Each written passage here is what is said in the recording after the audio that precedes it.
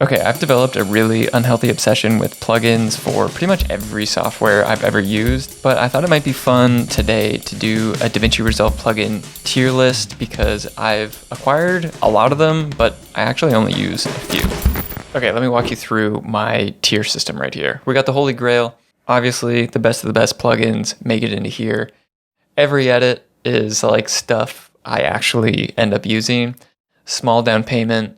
Some things are just so expensive. I'll use this later. Inevitably, with pretty much every purchase, I tell myself, I'll use this at some point, and I convince myself to buy the plugin. But sometimes I just never use it. And then the last tier is the render dungeon. So things that could be really sick, but you don't end up using them because they take way too long to render. Okay, I'm just gonna come in with absolute heat.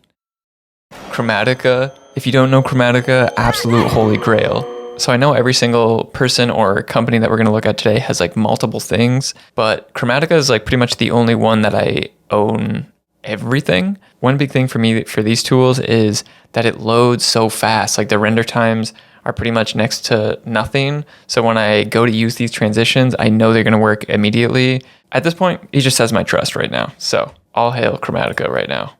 Next up, we got the almighty Film Convert Nitrate. And honestly, how much is Film Convert? $129 on sale right now. Okay, so they're definitely not in small down payment territory, but I do think since the rise of like Filmbox and Dehancer, you haven't really heard a lot of stuff about Film Convert. And I think they just released like a halation plugin that's like an additional fee on top of that. So yeah, I'm gonna chalk this into I'll use this later because I do have a license, but the reverse of that, A tier, Dehancer. So every edit for Dehancer, it's a great plugin. Actually, you know what? Nah, 500 USD, which is like $1 million in Canadian, is like small down payment territory. Great plugin. They actually have a great render time for what it actually is, but my God, it's expensive. But is it worth it? I think so. I think so. I mean, we might as well just get it out of the way. The stuff that I make, the Creative Herd stuff, I don't have a lot of DaVinci Resolve stuff, but I do use the title pack pretty much on every single video that I make since I've made it.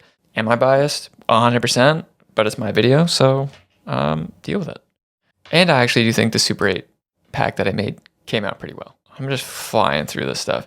Okay, visual fee effects. It's like, let's take a look at their webpage here. The thing that they have going for them right now is they have every transition you could possibly want covered. And the thing they don't have going for them is that there's just too many transitions. And maybe that's just me crying about it, but like, I would want like 10 good transitions, but like now I have to sort through like literally 1,000. So, I don't know. Some of them are good though. A lot of them are really heavy too, so I gotta put them in a render dungeon. Throw them in the trash. Okay, I'm putting Mr. Alex Tech in the Holy Grail tier because if you haven't tried it, it will actually change your life. Magic Zoom is something I use pretty much on every single tutorial. I haven't used Magic Animate, but if it's anything like the Magic Zoom plugin that he's made, it's super, super good. Yeah, I couldn't recommend it more. Something that you might not be familiar with for the audio side of things is the iZotope range of plugins. It's something I used a ton back in Premiere, but because it's a VST plugin, you can pretty much just bring it to any software that will allow VSTs. So DaVinci is one of them. They were pretty much leaders for like AI mastering, denoising, de-reverb, like repair assistant type stuff. But because that's pretty much all built into DaVinci, I find myself like pretty much never using it anymore. But they do have a really great set of tools and plugins. So if you're into music or anything like that, or you're looking for like some sort of reverbs or mastering plugins, definitely check them out. But for today, I'm gonna put this in. I'll use this later because every now and then I'll come to it. Man, motion VFX. Motion VFX. Do I have a bone to pick with you? Do I consistently stock the Motion VFX website for new stuff? 100% I do. It's where my obsession with these plugins began because they're incredible. They're well priced. They're well made. The one fatal flaw that they have is that some of them take so long to render on my machine, I can't stand it. I can't use it because I know if I like drag it on the timeline, it's just going to be like all chunky. So I've like hand selected some of the things that I can actually use and then others that I just can't touch. Yeah, I definitely have a handful. Do I use them? No, I'm putting them in the render dungeon. They got to go in the render dungeon. Throw them in the trash. Oh, man. Okay. So if you're interested in color grading at all, I'm sure you have heard of mono nodes. I am totally like enamored by the tools that he's made. They just seem so amazing. But the one thing that's stopping me is that they are a little bit of a down payment for me because of my little tiny Canadian dollar. It's not that crazy. Like 199 euro is like $300, but still it's not nothing, especially if you're trying to get more than one plugin.